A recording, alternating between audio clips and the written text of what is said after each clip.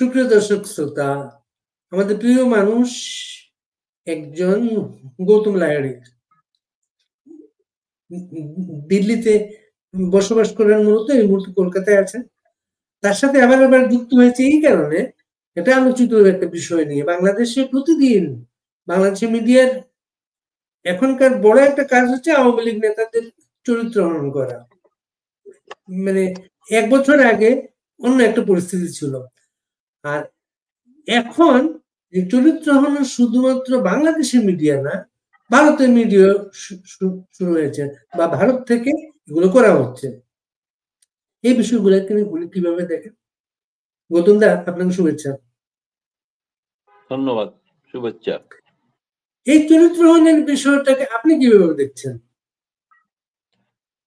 না, খুব স্বাভাবিকভাবেই যে আমি চরিত্র হননের বিষয়টা বলতে কিছু সংবাদ প্রকাশিত হয়েছে, সেই সংবাদের সত্যতা বা তার মিথ্যা, কারণ যেহেতু ভারতীয় সাংবাদিক, আমি ভারতীয় সাংবাদিক হিসেবে কোনো সাংবাদিকের সংবাদকে খণ্ডন করতে পারি না, খণ্ডন করি না, এবং প্রকৃত সত্য কথা হচ্ছে যে আমার ব্যাপারে কোনো তথ্য জানা নেই। দ্বিতীয়ত হচ্ছে যে এটা ঘটনা, যে বাংলাদেশে ঘটনাটা যেটা ঘটেছে সেই ঘটনা নিয়ে আমিও নিজে নিরপেক্ষভাবে একটা তদন্ত করছি। সেই কারণেই দিল্লি এবং দিল্লি থেকে কলকাতা আসা। ফলে এই সমস্ত বিষয়তে একটা জিনিস আছেই, যে একটা পশ্চিমা শক্তি বা বিদেশি শক্তি সরকারকে, আওয়ামী লীগ সরকারকে কোনোদিনই পছন্দ করতো না। তো তারা সরকার উৎখাতের চেষ্টা লাগাতার নিরন্তর করে এসছে। সেটা এবারে তারা সফল হলো কি করে? আগে সফল হয়নি, একবার সফল হয়েছিল ৭৫ সালে। তাহলে এবার কি করে আবার সেই একই শক্তি, তারাই কিন্তু নেপথ্যে আছে। তারা সফল হওয়ার পেছনে একটা সন্দেহ অনেকের মধ্যে দানা বেঁধেছে, যে ৭৫-এর অনেক ভুল বর্তমানে শেখ হাসিনা সরকারের সময়, সেই ভুলগুলো যেগুলো বঙ্গবন্ধুর সময় যদি সত্যি কথা বলা যায় ভুল, এবং যে ভুলগুলো নিয়ে ভারতে একটি পুস্তকও প্রকাশিত হয়েছে, খুব বিখ্যাত সাংবাদিকের লেখা পুস্তক, ব্লান্ডার্স অফ মুজিব, মানে মুজিব কি কি ভুল করেছিল। সেইগুলো থেকে কিন্তু আমি দেখেছি যে শেখ হাসিনা তার থেকে অনেকগুলো শিক্ষা নিয়ে তিনি অনেক কিছু ত্রুটি সংশোধন করেছেন। কিন্তু তারপরেও যে সরকারের পতন ঘটে গেল, যে পতনের সম্ভাবনা আশঙ্কার কথা, কানাঘুষো ফিসফাস ছিল, কানাঘুষো ছিল।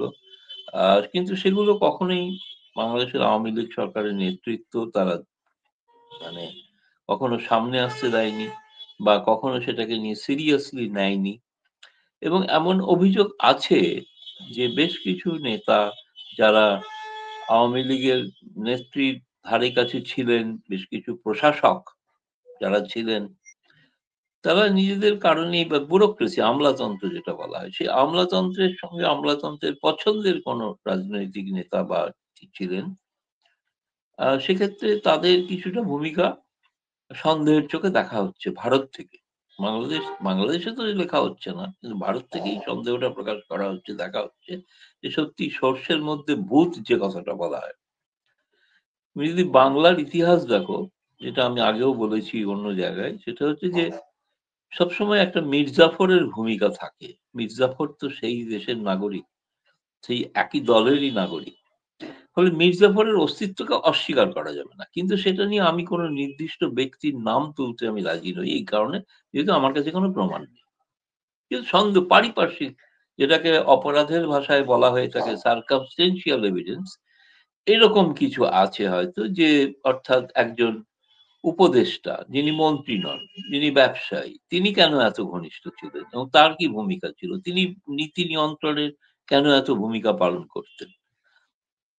যদিও দুর্ভাগ্যজনকভাবে তারা এখন জেলে আছে, সেটা ঠিক কথাই, কিন্তু তারা বহু সাধারণ কর্মী, সাধারণ মুক্তিযোদ্ধা, যারা আমাকে, আমি বলছি 2024-এর নির্বাচনের আগে, অনেক আগে, 1 বছর আগে আমার কাছে তারা নালিশ করেছেন যে তাদের নেত্রীর কাছে অ্যাক্সেস দেওয়া হয় না, নেত্রীর কাছে কথা পৌঁছে দেওয়া যায় না, দিতে দেওয়া হয় না।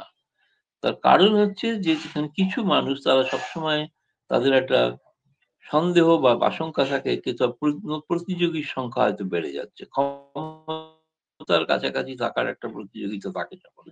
এটা কেবলমাত্র বাংলাদেশ বলে না, এটা সর্বত্রই আছে। এখন আমেরিকাতেও আজকে যা ঘটছে, তাও ট্রাম্পের আশেপাশে লোককে যেভাবে বরখাস্ত হতে হচ্ছে, সেটাও দেখছি একই জিনিসই ঘটে। এটা স্বাভাবিক নিয়ম, এটা অস্বাভাবিক কিছু নয়। কিন্তু ওই যে নির্দিষ্ট নাম কিছু উল্লেখ করে বলা যে এটা আমি যেটা দাবি করি বা মনে করি যে এটা ভবিষ্যতে সেই দলের সরকার একদিন না একদিন ক্ষমতায় আসবেই। এটা আমি বিশ্বাস করি। ইতিহাসের চাকা ঘোরেই সবসময়। ইতিহাসের চাকা আজ বিপরীত দিকে ঘুরে একরকম হয়েছে, আরেকদিন আরেক রকম ভাবে ঘুরবে। তখন তারা এই বিষয়টাকে সিরিয়াসলি যেমন, যেমন এই কথা বলে ১ম পর্যায়ে শেষ করি। যেমন বঙ্গবন্ধু কিন্তু ৭১ এ যে যারা মুক্তিযুদ্ধের বিরোধিতা করেছিল যে রাজাকার, তাদের যেমন তদন্ত শুরু করতে পারেননি। কিন্তু শেখ হাসিনা ক্ষমতায় এসে সেই আন্তর্জাতিক ট্রাইব্যুনাল শুরু করেছিলেন এবং মুক্তিযুদ্ধের অসমাপ্ত কাজ সমাপ্ত করেছিলেন। সেই রকম তারা যদি আবার ক্ষমতায় আসেন, এই বিষয়টা একটা নতুন করে তদন্তের বিষয় আছে এবং খুব উচ্চ পর্যায়ে তদন্ত হওয়া উচিত। সত্যিই তো কেন এভাবে যেমন কেমন কেন এভাবে একটা নির্বাচিত সরকারকে যে নির্বাচন নিয়ে যাই প্রশ্ন থাকুক, আফটার অল নির্বাচিত ইলেক্টেড সেই গভর্নমেন্টকে উৎখাত করার পেছনে নিজের দলের অভ্যন্তরের কোনো ষড়যন্ত্র ছিল কি ছিল না, এটা তদন্ত সাপেক্ষ বিষয়। তদন্ত করা উচিত। ফজলুল। আপনি একটা কথা বললেন যে বঙ্গবন্ধু যেসব ভুল করেছিলেন শেখ হাসিনা সেই ভুলগুলো থেকে শিক্ষা নেয়ার চেষ্টা বা সংশোধন করেছেন। এটা কি আপনি এই যুদ্ধাপরাধীর বিচারের বিষয়টা বলেছেন না অন্য কোনো বিষয় এটা? না, যুদ্ধাপরাধীদের বিষয়টাও এবং তিনি ১ম দিকে আরো অনেক কিছু যেগুলো বরাবর তাকে যে ভারত থেকে যে যখনই সতর্ক করা হয়েছিল, সেই বিডিআর বিদ্রোহ হোক, তার বিরুদ্ধে গ্রেনেড হামলা হোক, যে ১৯ বার হামলা হয়েছে, প্রতিটিকে তার যে জীবন মানে বেঁচে গিয়েছিল।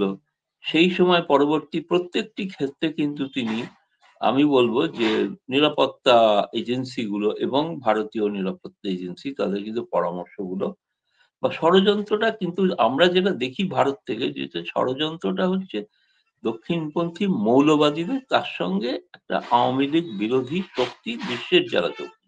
সেই ৭১ যারা ছিল তারাই কিন্তু এখনো সেই তারাই কিন্তু প্লে করছে। সেই আমেরিকা, সেই চীন, সেই পাকিস্তান। মানে ভূগোল বদলায়নি। ভূগোলটা একই আছে। ভারত, রাশিয়া একইভাবে একদিকে আছে। এখন টানাটানির একটা চেষ্টা চলছে চীনকে যদি সঙ্গে পাওয়া যায়। সেটা পৃথক বিষয়। কিন্তু আমি বলতে চাইছি সেই ভুলগুলো সেগুলো প্রত্যেকটা ক্ষেত্রে তিনি কিন্তু সতর্কতাগুলো মেনে ব্যবস্থা গ্রহণ করেছিলেন। এবং যে কারণে তিনি সফল ছিলেন ১৬ বছরের প্রধানমন্ত্রীত্বে। কিন্তু শেষ দিকে এসে যেটা আমরা শুনেছি এটা অনেক ক্ষেত্রে তার কাছে বহু সংবাদ পৌঁছয়নি এবং অনেক সংবাদকে তিনি খুব সিরিয়াসলি নেননি বা সিরিয়াসলি তার কাছে নিতে দেওয়া হয়নি বলে আমি বলব। সেই শুধরানোটার আমি বলছি সেই ভুলটা আমি বুদ্ধ অপরাধীদের ভুল তো একটা কথাই আছে। কিন্তু প্রশাসনিক স্তরে যে ব্যবস্থা যে আরো মানুষের সঙ্গে পরামর্শ করা সেটা উনি লাগাতার করছিলেন সেটা। ২৪ এর নির্বাচনের সময় একটা কানাঘুষো ফিসফাস সর্বত্র ছিল যে এ সরকার আদৌ টিকবে কিনা সন্দেহ আছে। এবং ২০২৩ এর আমি বলেছি তো ২০২৩ এর অক্টোবরে আমি বলে আমার কথা বাংলাদেশে আমার নাম করে ছাপা হয়েছে যে বাংলাদেশ একটা বিস্ফোরণের মুখে দাঁড়িয়েছে। সেই বিস্ফোরণটা ঘটেছে ২৪ এর জুলাই।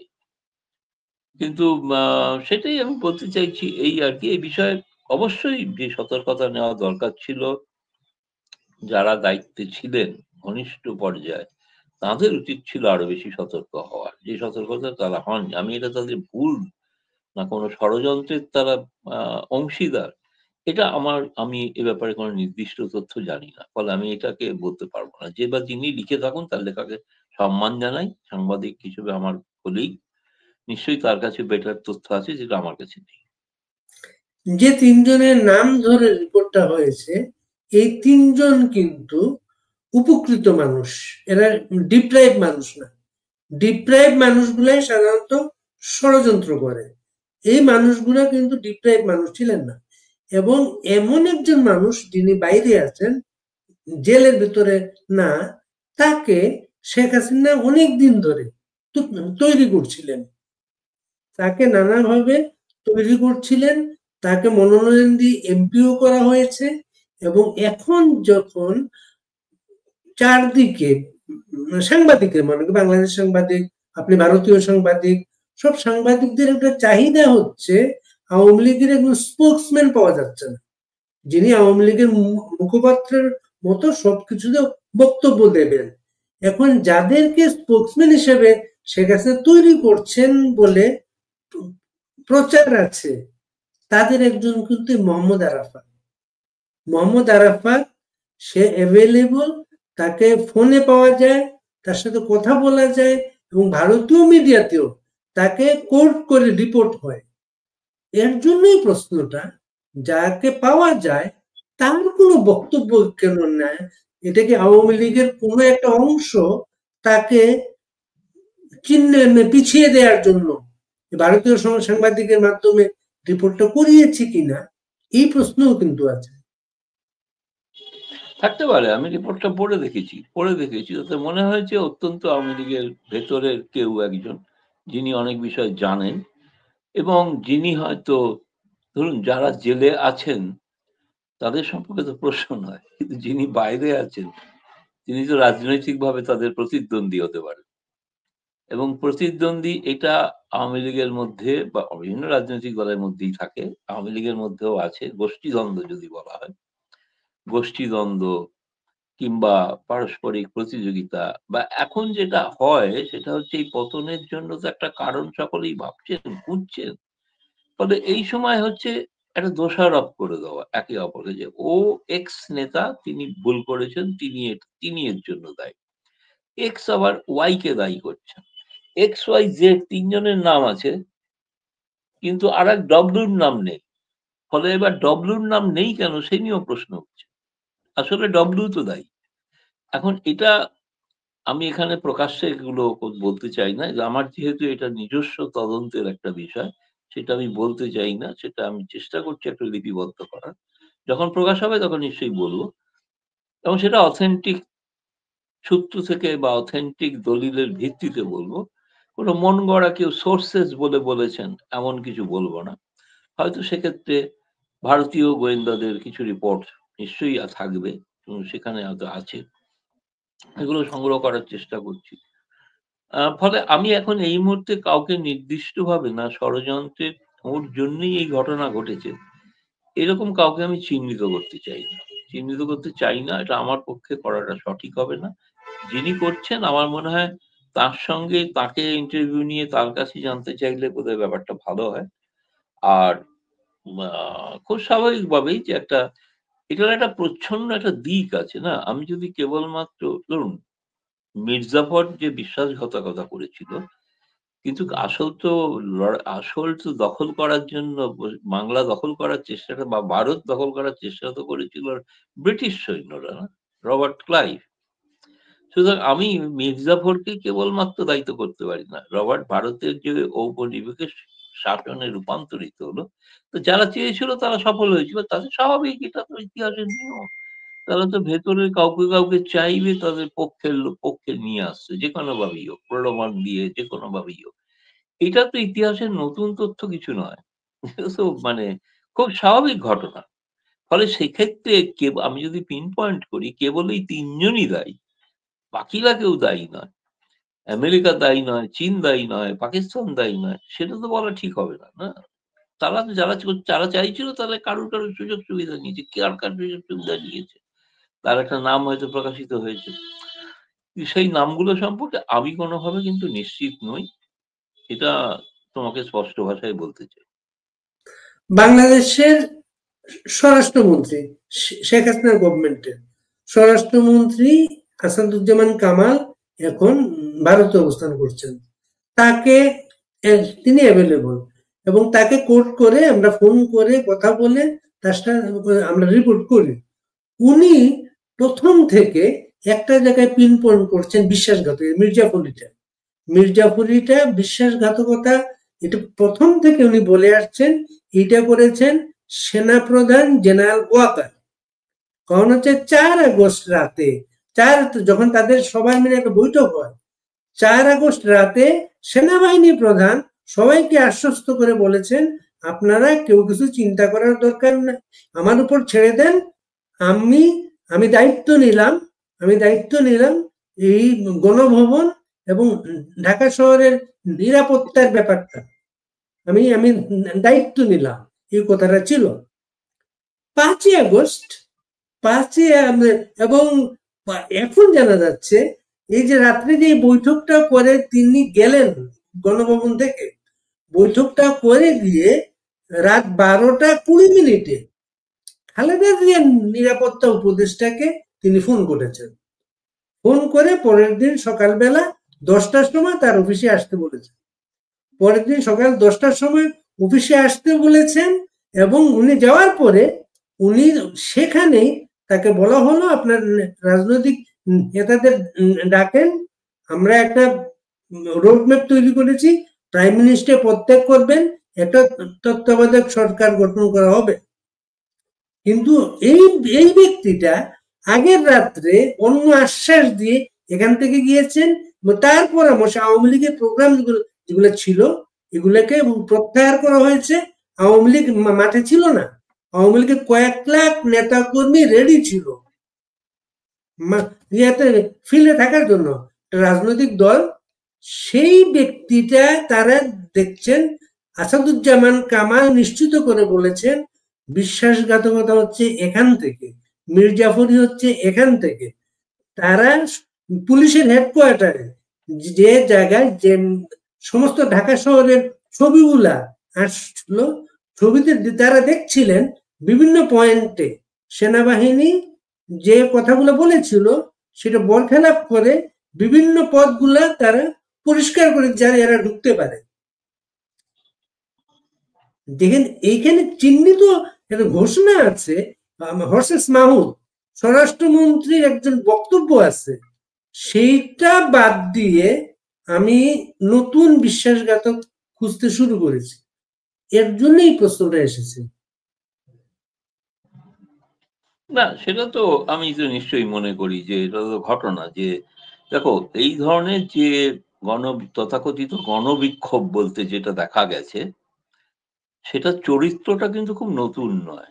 ভালো করে ইতিহাস যদি কেউ পর্যবেক্ষণ করে তাহলে জানতে পারবে যে ইতালির মুসোলিনির যে ব্রাউন শার্ট আর হিটলারের বা একজনের ব্রাউন শার্ট আর হিটলারের জার্মানির ব্ল্যাক শার্ট, এই যে একটা মুভমেন্ট ছিল, সেই মুভমেন্টের আদলে কিন্তু এই মুভমেন্টটা হয়েছে।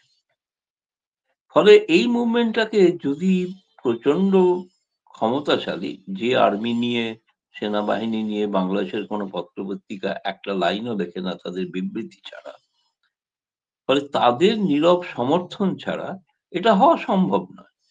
এবং এটা ঘটনা, এটা ঘটনা সত্যি। তুমি যেটা বলছো তোমার কাছে যে তথ্য আছে স্বরাষ্ট্রমন্ত্রীর পক্ষ থেকে, এটা সঠিক। 4 তারিখ কি নাম জানি না, আমার কাছে খবর ছিল 3 তারিখেই শেখ হাসিনা পদত্যাগ করতে চেয়েছিল এবং সেনা প্রধান নিষেধ করেছিল, পদত্যাগ করবেন না।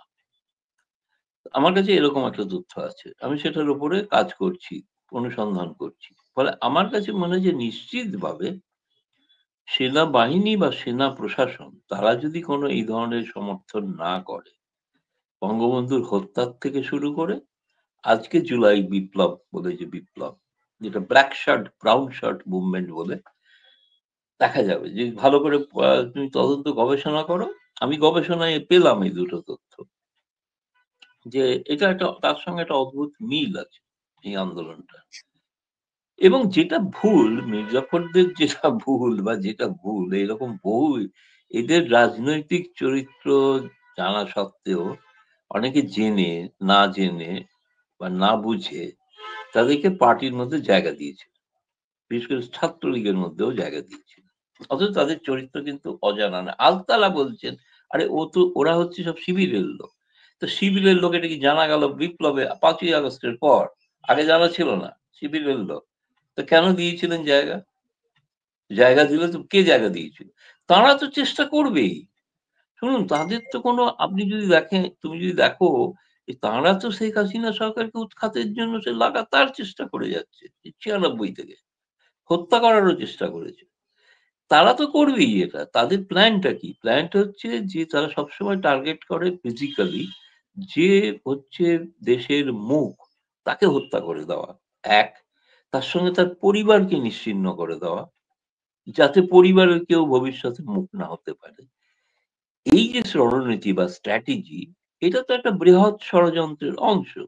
তাতে কেউ এইসব মির্জাফর, অমিতা কি যাই হোক তারা কেউ অংশগ্রহণ করে। কিন্তু তাদের নাম ইতিহাসে থাকবে, এটা ঘটনা থাকবে। এই কারণেই থাকবে যে তাদের এই ধরনের ব্যাপারে সতর্ক থাকা প্রয়োজন।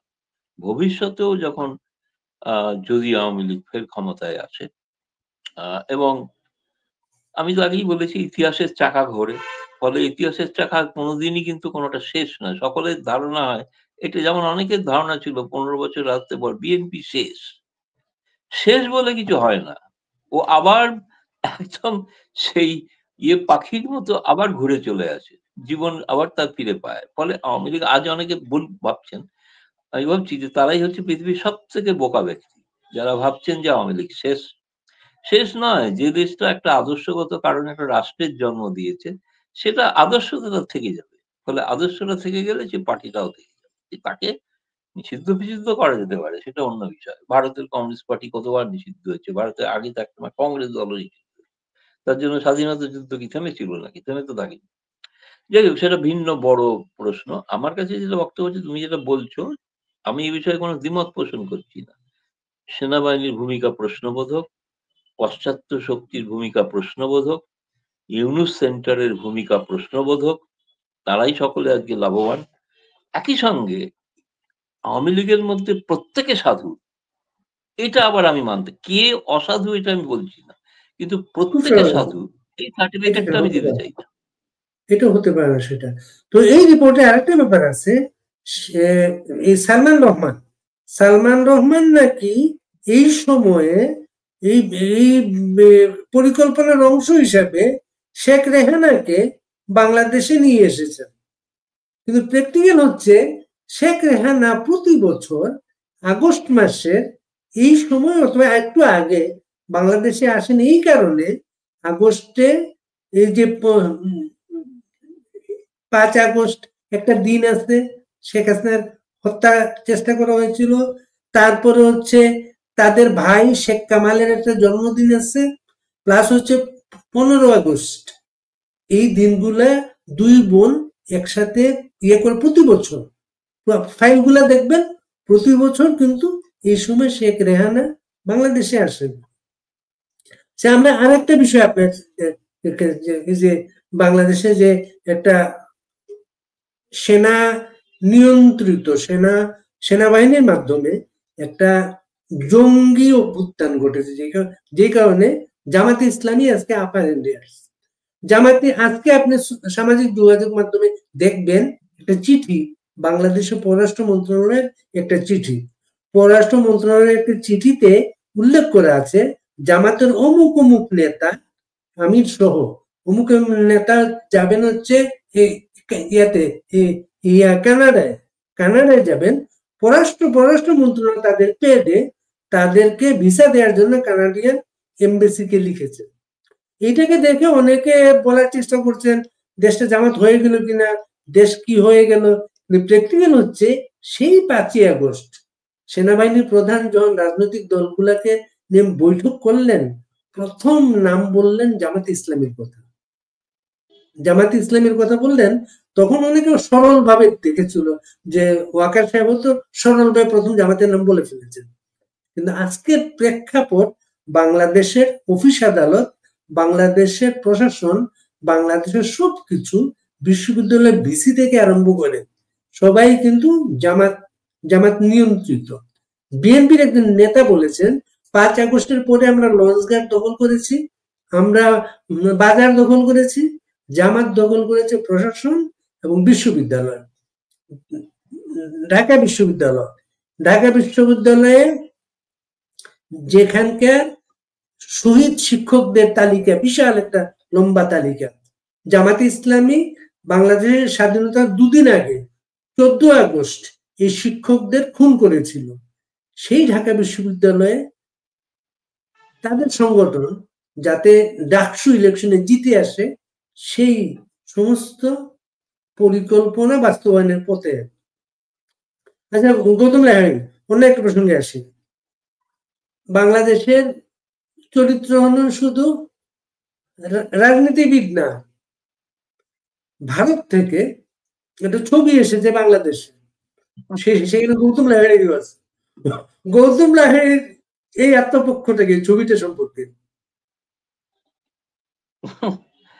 না, না, আমি তো প্রথম কথা, আমি কোন রাজনৈতিক দলের সদস্য নই। না আমি আওয়ামী লীগের সদস্য, বিএনপির সদস্য নই, কংগ্রেস, সিপিএম কারোরই নয়। ভারতীয় ভারতে সাংবাদিক তো আওয়ামী লীগ বিএনপির সদস্য হওয়ার সুযোগ নেই। না, না, সে তো নেই। এখন যাই হোক, আমি জানি না, অনেকে ভাবছেন হয়তো তাই। না, সবচেয়ে ১ম এ যেটা বলব যে ভারতেও কিন্তু এরকম অনেক অভিযোগ, তুমি হয়তো নিশ্চয়ই জানো, আজকে বলার সুযোগ দিল বলে বলছি। আমি ভারতের নয়, বিশ্বের সবথেকে বড় যে প্রেস ক্লাব, তার নাম প্রেস ক্লাব অফ ইন্ডিয়া। যার সদস্য সংখ্যা ৫,০০০। সব ধরনের মতাদর্শের লোক সেখানে আছে। এবং তাদের সকলের থেকে তারা আমাকে পছন্দ করে বারবার নির্বাচিত করে। এই নিয়ে আমি ৪র্থ বার নির্বাচিত। তো এটা এক। দ্বিতীয়, তার একটা বড় কারণ, অনেকেই মনে করেন যে আমি খুব নিরপেক্ষতা দেখাই। এবং কাউকে কোনো একটা নির্দিষ্ট কোনো আদর্শের প্রতি আমি সাংবাদিক হিসেবে মনে করি না যে হওয়া উচিত। যেজন্য আমাকে কংগ্রেস দল হয়তো অনেক সময় একইভাবে আসলে পছন্দ না হলে, কংগ্রেস দল কখনো বলেছে আমি সিপিএম সমর্থক, সিপিএম বলেছে আমি তৃণমূল সমর্থক, তৃণমূল বলেছে আমি বিজেপি সমর্থক। তা আমি সব দলেরই সমর্থক হয়েছি। এটা একটা ভালো। দ্বিতীয়ত, আমি দেখলাম যে তোমাদের ওখানকার একটি যে কাগজটির নাম ইদানিংকালে খুব পরিচিত, যার কাগজের রিপোর্টের ভিত্তিতে পররাষ্ট্র মন্ত্রণালয় রিঅ্যাক্ট করে। মানে অন্য বড় কাগজ নয়, ৪ টে বড় কাগজ নয়, বা ৬ টা বড় কাগজ নয়। সেই কাগজটি অখ্যাত একটি কাগজ, হঠাৎ খ্যাতনামা হয়ে গেছে। সেখানে দেখলাম আমার সম্পর্কে বলা হয়েছে আমি নাকি ভারতের ডিপ স্টেটের লোক। তো ভারতের ডিপ স্টেটের লোক যখন, তখন সেটা দেখার একটা উপকার করেছে খুবই। সেটা জানার পর কলকাতায় যখন আমি আসি, কলকাতার সেখানকার যিনি প্রেসের দায়িত্বে আছেন, তিনি তখন ভাবলেন ভারতের ডিপ স্টেটের লোক এবং তিনি প্রেস ক্লাব অফ ইন্ডিয়ার সভাপতি, তার সঙ্গে দেখা করা দরকার। ফলে তিনি আমন্ত্রণ জানিয়েছিলেন এবং তিনি জানতে চেয়েছিলেন আমি কি ছবি তুললে কোনো আপত্তি আছে? আমি বললাম, "কোনো আপত্তি নেই, যদি আপনার কোনো অসুবিধা না হয়। আপনি গৌতম লাহিড়ীর সঙ্গে ছবি তুললেন, ফলে এরপরে আপনার কি হবে আমি জানি না। কিন্তু আমার কোনো আপত্তি নেই।" কারণ আমি এখন সৌভাগ্যক্রমে যেটা, দিল্লির অনেকেই জানেন না যে দিল্লির বাংলাদেশ মিশনে আজও আমার অবারিত দ্বার। এবং ইউনূস সাহেবের, সে বলেছিলাম আগে যে হাড়ি ভাঙা আম আমিও পেয়েছিলাম। ঠিক আছে? সুতরাং আমার সঙ্গে সকলে, আমার যেমন আওয়ামী লীগের সম্পর্ক আছে তাদের। এখন সেই আওয়ামী লীগ পন্থী বলে কেউ একজন ফেসবুকে, তারা ছবিটা দিয়ে লিখছেন যে আমি হচ্ছে ওইখানে বসে তাদের সঙ্গে ষড়যন্ত্র করছি। তাহলে কাকে সাহায্য করছি এটাই তো বুঝতে পারলাম না। যে জামায়াতের কাগজ, তারা বলছেন যে আমি হচ্ছে ভারতের এজেন্ট, ডিপ স্টেটের লোক। আর আওয়ামী লীগ, যাকে ভারত মনে করে বন্ধুস্থানীয় রাজনৈতিক দল, তাদের একাংশ তারা মনে করেন আমি সেখানে গিয়ে ষড়যন্ত্র করছি। হাস্যকর কথা, শুনুন, আমি কারো সার্টিফিকেটের অপেক্ষায় নেই। কেউ আমায় সার্টিফিকেট দেবে বা ওই পোস্টটা প্রচার, কারণ বাকিরা তো দিল্লিতে যাদের সঙ্গে দেখা হয়, দিল্লিতে আমার কর্মসূত্রে দেখা হয় তো, প্রেস মিনিস্টারের সঙ্গে দেখা হয়। হাই কমিশনারের সঙ্গে অনেক রাতে বৈঠক করি, গভীর রাতেও বৈঠক করেছি। সেগুলো তো কোথাও ছবি হিসেবে ছাপা হয়নি। তারা কেউ ছবি তোলেননি, ছবি দেন। আমি যে ৫ই আগস্টের যে প্রোগ্রাম, সেখানে একমাত্র ভারতীয় সাংবাদিক আমন্ত্রিত। ফলে তাতে তো কোনো ছবি ওঠেনি। কারণ আমার মনে করেন যে ভারতীয় সাংবাদিকত্বের সঙ্গে যোগসূত্র রাখার ক্ষেত্রে প্রেস ক্লাব অফ ইন্ডিয়া একটা বড় স্থান। তো এটাকে আমি কুৎসা হিসেবে কিছু দেখছি না। আমার মনে হচ্ছে অজ্ঞতার পরিচয়, আর কিছু না। তারা হয়তো, যারা করছেন তারা ভাবছেন হয়তো এটা দিয়ে, ১ম কথা, এটা দিয়ে তো চরিত্র হনন করা কিছু যায় না আরকি। কারণ যারা আমাকে চেনেন, জানেন, তারা জানেন। আমি এতক্ষণ তার আগে তোমার সঙ্গে কথা বলেছি। ওই আওয়ামী লীগের ভদ্রলোক, তিনি আবার ওই সেই ষড়যন্ত্রকারীদের একজন কিনা আমি তা জানি না। সেটা জানি না। এই ফলে ছবিটা ওই এই ছবিটা মির্জাফর ইউনিটের সদস্য কিনা সেটা আমি জানি না। এই আমি জানি ছবিটা না। কি এই ছবিটা কি কলকাতা মিশনে তোলা না ওই সাংবাদিকের বাসায় তোলা এটা? না, না, কোন সাংবাদিক? ওই যে আহ, আপনার সাথে যে না, না, না, ছবিটা, না। ওটা তো পুরনো মিশনের যারা স্টাফ, তারা দেখলে বুঝতে পারবে ওটা মিশনেই তোলা। মিশনেই গিয়েছিল। আচ্ছা, মিশনে গিয়েছিলেন। আর ৫ আগস্ট বললেন একমাত্র সাংবাদিক আমন্ত্রিত ছিলেন, এটা কি দিল্লির প্রোগ্রাম ছিল?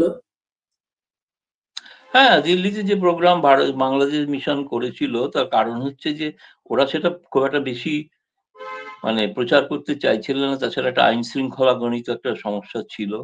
সেইসব কারণে সিকিউরিটির কারণেই আমাকে একজন কূটনীতিবিদ তিনি আমাকে বলেন যে, "আপনি আসুন এটা দেখুন।" আমি যেখানে ফিল্ম দেখানো হয় জুলাই বিপ্লবের উপরে, সেই ফিল্ম আমি দেখি, ২ টো ডকুমেন্টারি ফিল্ম হয়, দেখানো হয়, দেখেছি।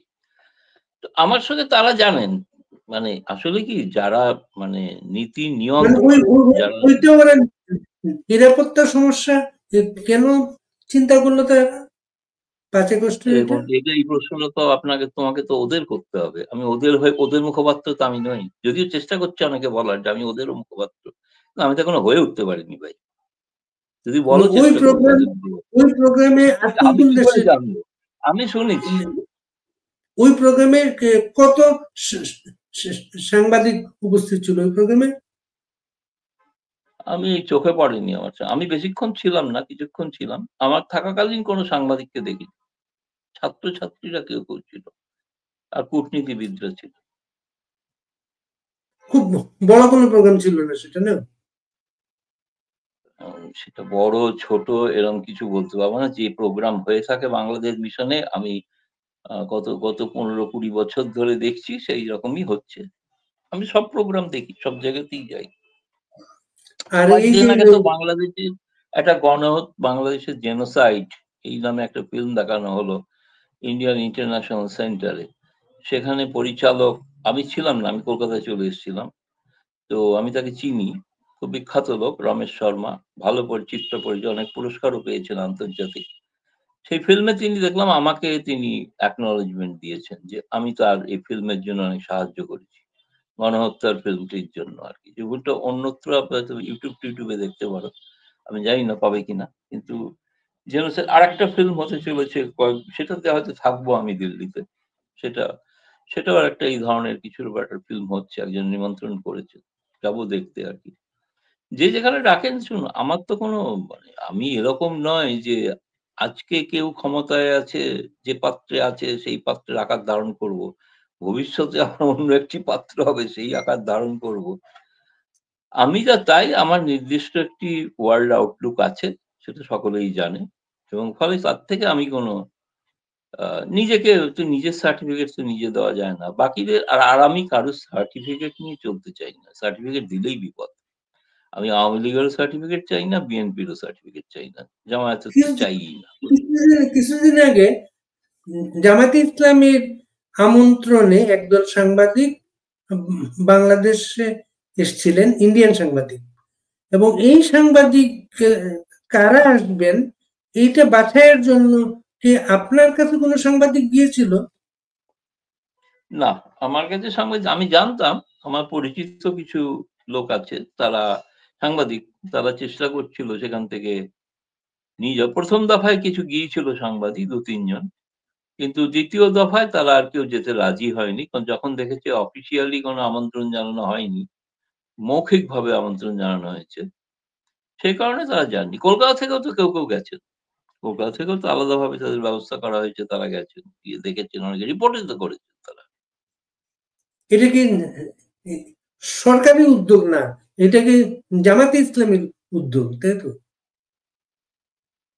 ১ম শুনেছিলাম বলা হয়েছিল জামায়াতে ইসলামী বিএনপির যৌথ উদ্যোগ। কারণ তারা গিয়ে বিএনপি নেতাদের সঙ্গেও দেখা করেছেন, জামায়াতে ইসলামীর সঙ্গেও দেখা করেছেন, প্রেস মিনিস্টারের সঙ্গেও প্রেস সেক্রেটারির সঙ্গেও দেখা করেছেন, আরো কারোর সঙ্গে হয়তো দেখা করেছেন। কিন্তু পরবর্তীকালে যখন জানা গেল যে বিএনপি জামায়াতের এখন তো যৌথ কোনো কর্মসূচি বাংলাদেশে অন্তত হচ্ছে না। তাহলে হঠাৎ ভারতীয় সাংবাদিকদের যৌথভাবে আমন্ত্রণটা করছে কে?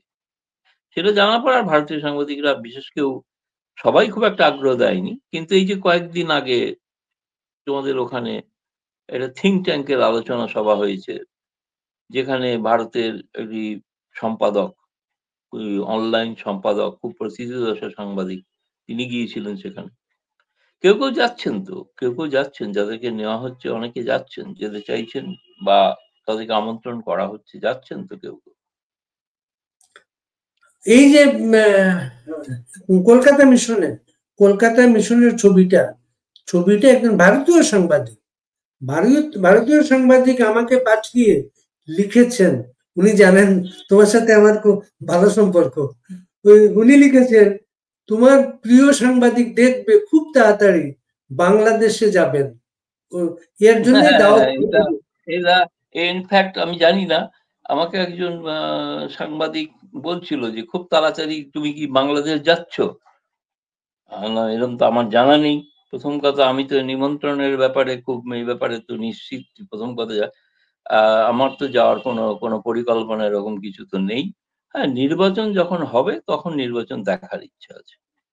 তার আগে যাওয়ার কোনো পরিকল্পনা নেই। বিনা পয়সায় ফ্রি ভ্রমণ, ৫ তারা হোটেলে থাকার ব্যবস্থা সবকিছু করলেও আমি যাচ্ছি না। আমি নির্বাচন দেখতে যাবো। যেমন প্রতিটি নির্বাচন দেখেছি বাংলাদেশে। ফলে এই নির্বাচন দেখারও আমার একটা আগ্রহ আছে। মানে এখন যাদেরকে আনা হচ্ছে ৫ তারকা হোটেল পাচ্ছেন তারা, তাই তো? না, আমি বলছি যে অনেকেই দেয়। সম্প্রতি যে সম্পাদক গেছেন তিনি তো ৫ তারা হোটেলেই ছিলেন। আ কেউ যায় না। ইংরেজি কাগজেরও কেউ ম্যাগাজিনে কেউ গেছে। তারা গেছেন, আর সাংবাদিকরা তো সংবাদ সংগ্রহের জন্য যাবেন। আমি তার বিরুদ্ধে কেন বলতে যাব? কি সমস্যা? এই যে এই আমি যেমন আমার সফরগুলো বোঝার করে, জন্য এই- বোঝার জন্য বলুন, আমি আমার বিষয়গুলো বোঝার জন্য আমি সব পক্ষের সঙ্গে কথা বলব। পারলে গোপনে যদি সম্ভব একজন হয় সাংবাদিকের তাহলে হ্যাঁ, সাংবাদিকের যা কাজ, আমি গোপনে সম্ভব হলে হিজবুত কাজ তো তাহরীর এটাই, সঙ্গেও কথা বলব। সব পক্ষের হিজবুত সাথে তিনি তাহরীর কথা সঙ্গে বলার বিষয় নেই। তিনি যদি এখন সেই হিজবুত তাহরীর যদি তিনি মনে করেন যে আমার সঙ্গে ছবি তুলে প্রকাশ করবেন, তার ব্যাপার। আমার কিন্তু কোনো আপত্তি নেই। আমার আচ্ছা কোনো আপত্তি নেই। গৌতম রায়, আপনার কি মনে হয় যে এই সাংবাদিকদের আনা হচ্ছে, ৫ তারকা হোটেল পাচ্ছেন, দেখা সাক্ষাৎ হচ্ছে, এই কারণে কি এখন ভারতীয় মিডিয়ার এই যে ইউনুস গভর্নমেন্ট উপর খুব গরম একটা ভাব ছিল সবার, ওই ইয়েটা কি, ধারগুলা কি কমে এসেছে এই সফরগুলোর কারণে? না, আমি তো এরকম কিছু, প্রথম কথা হচ্ছে আমরা চলি আন্তর্জাতিক ক্ষেত্রে ভারত সরকারের যে বিদেশ নীতি, এই ব্যাপারে একটা সর্বসম্মতি আছে সকলের, ভারতীয় সাংবাদিকদের। ফলে আমরা ভারত সরকারের কোনো নীতির পরিবর্তন কিছু দেখিনি। সেই নীতিটা হচ্ছে কি, যেখানেই যান তিনি যান, তারা যে অনেক কিছু, এমন কিছু বললাম যে আরএসএস এর এক নেতা তো দেখা করেছিলেন হাই কমিশনারের সঙ্গে। কিন্তু আরএসএস যে ১০০ বছরের অনুষ্ঠান করেছে, তাতে তো বাংলাদেশের হাই কমিশনকে আমন্ত্রণ করেনি। আরএসএস এর নেতার সঙ্গে দেখা করে লাভ কি হলো? বাংলাদেশ, তুরস্ক, পাকিস্তান ৩ জনের হাই কমিশনকে ডাকাই হয়নি, অ্যাম্বাসেডরকে। কারণ কি? কারণ হচ্ছে কোন নীতি তাদের বাংলাদেশ সম্পর্কে যা আছে তাই অপরিবর্তিত। যা যদিও আরএসএস এর নেতা তিনি কিন্তু শেখ হাসিনাকে সমালোচনা করেও প্রবন্ধও লিখেছিলেন ইংরেজি সংবাদপত্রে। তাতেও তো কিছু লাভ হয়নি কিছু না। ভারত সরকারের নীতির তো কোনো পরিবর্তন হয়নি, না তো ভারত সরকারের সমর্থক দল তাদের কোনো নীতি পরিবর্তন হয়েছে। সেটারও কোনো নীতি পরিবর্তন হয়নি। ফলে এখনো নীতি পরিবর্তনের কথা না, কারণ ভারতের একটাই নীতি, যে নীতিটা হচ্ছে যেমন করেই হোক একটা শান্তিপ্রিয়, অবাধ, নিরপেক্ষ, সকলের অংশগ্রহণমূলক একটা নির্বাচন হোক। যে নির্বাচনে নির্বাচিত সরকার প্রতিষ্ঠিত হবে, সেই সরকারের সঙ্গে ভারত স্বাভাবিক সম্পর্ক পুনরায় শুরু করবে। যতদিন না নির্বাচিত সরকার হবে ততদিন সম্পর্ক স্বাভাবিক হবে না। এখন তারা চেষ্টা করছেন, অনেকেরই ইচ্ছা আছে না বাংলাদেশে যাওয়ার, বাংলাদেশে সফর করার, বাংলাদেশের কাচ্চি বিরিয়ানি খাওয়ার। এসব ইচ্ছা থাকে অনেকের, মোরগ পোলাও খাওয়ার, ইলিশ মাছ। বাংলাদেশে ইলিশ তো এখন আসছে না, এখানে পাওয়া যাচ্ছে না। অনেকের ইচ্ছা আছে। ফলে এগুলো তারা হয়তো, আমি জানি যেদিন অফিসিয়ালি ইলিশ মাছ আসবে পদ্মার, সেদিন ১ম হাই কমিশন থেকে আমাকেই পাঠাবে। আমি পাবো। কিন্তু সেটা নিশ্চিত তাদের সঙ্গে আমার সে ধরনের সম্পর্ক আছে, গুডউইল আছে। কিন্তু প্রশ্নটা হচ্ছে, আমি বলতে চাইছি এদেরকে যাদের ডাকা হচ্ছে তাদের প্রভাব বাংলাদেশের কোনো গণমাধ্যমে যাই তারা করে থাকুন, লিখুন, তার কোনো প্রভাব ভারত সরকারের উপর পড়ছে না। এটাই ভারত আমার সরকারের বক্তব্য। নীতিতে, বা ভারত সরকারের নীতি যেটা আপনি যেটা বললেন, ভারত সরকার চায় সকল দলের অংশগ্রহণে বাংলাদেশে একটা শান্তিপূর্ণ নির্বাচন হবে। বাংলাদেশ কিন্তু সকল দলের অংশগ্রহণে নির্বাচনের পথে কিন্তু হাঁটছে না। বাংলাদেশের নির্বাচনের কাজ চলছে, আওয়ামী লীগ ছাড়া একটা নির্বাচন। তার জন্য সর্বশেষ একটা আইন করা হয়েছে, কোন পলাতক ব্যক্তি কোন মামলায় নাম এসেছে, অভিযুক্ত না, নাম এসেছে, এই ধরনের ব্যক্তি ইলেকশন করতে পারবেন না। এরকম কোনো সিদ্ধান্ত হয়নি, ভাবা হচ্ছে না, বলে খবর হয়েছে। কিন্তু ইলেকশন দ্বিতীয় কথা কমিশনে হচ্ছে যে আওয়ামী আইন লীগকে করতে করেছে। ইলেকশন কমিশন ভাবছে। আমি খুব ক্রেডিবল নিউজ পেপার পড়ে বলছি, তারা বলেছে নির্বাচন কমিশন ভাবছে, সিদ্ধান্ত হয়নি, কোনো ঘোষণা হয়নি, কোনো বিজ্ঞপ্তি জারি হয়নি এখন নির্বাচন কমিশনের। এরকম তারা প্রতিদ্বন্দ্বিতা করতে পারবেন না, কিন্তু হয়তো হতে পারে সেটা, আমি সেটা সেই, সুতরাং আমি যদির ভিত্তিতে, যখন নির্বাচন, সেই বিখ্যাত উক্তি যে যখন ব্রিজটা আসবে সামনে তখন দেখবো কিভাবে পার হওয়া যায়। তাহলে এখন মন গড়া কথায় আমি ঘটনার সাংবাদিক হিসেবে বিশ্বাস করি, ফ্যাক্ট নিয়ে কারবার। ফ্যাক্ট যেটা, সেটা এখনো পর্যন্ত যা, সেটা হচ্ছে, ১, ইউনূস সাহেব বলেছেন নির্বাচন আমি দেবো ফেব্রুয়ারির মধ্যে। ফ্যাক্ট ২, এটা হচ্ছে অনেকে চায় না নির্বাচন, সেটাও ফ্যাক্ট। ৩ হচ্ছে যারা মনে করছেন ক্ষমতায় আসবেন তাদের নেতা বলছেন নির্বাচন পেছনে ষড়যন্ত্র চলছে। এগুলো সব আপনাদের বাংলাদেশের সংবাদপত্রের হেডলাইন হচ্ছে জটিলতা কাটছে না। সুতরাং সেই ফ্যাক্ট অনুসারেই চলছি। এখন আওয়ামী লীগ সেক্ষেত্রে তো নিমিত্ত মাত্র হয়ে গেছে। আগে নিজেরা ঠিক করুন কি করবেন।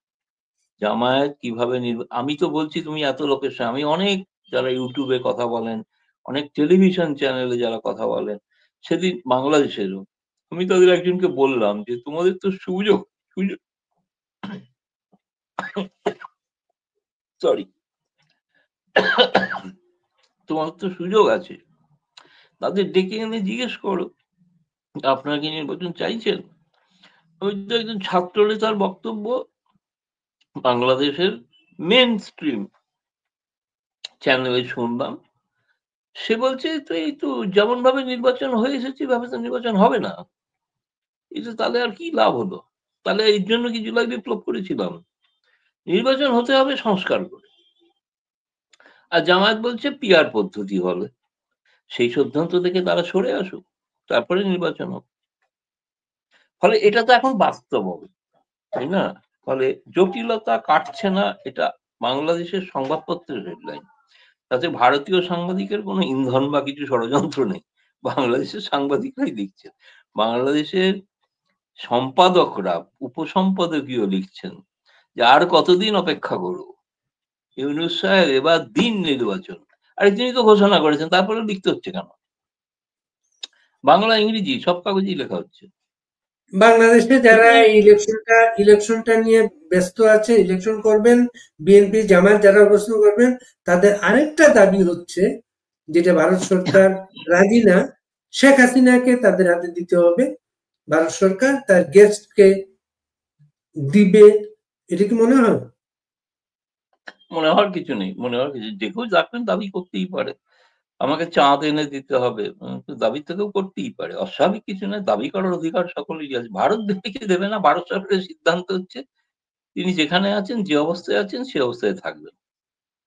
তিনি যদি চান আর তাহলে তিনি যেতে পারেন, কিন্তু আর ভারত হচ্ছে সরকার তো এখনো সিদ্ধান্ত, না তারা গৌতম দাবি লাহিড়ী। চাইবে, আরে দেখুন, দাবি করলে তো হবে না, কি অদ্ভুত কথা।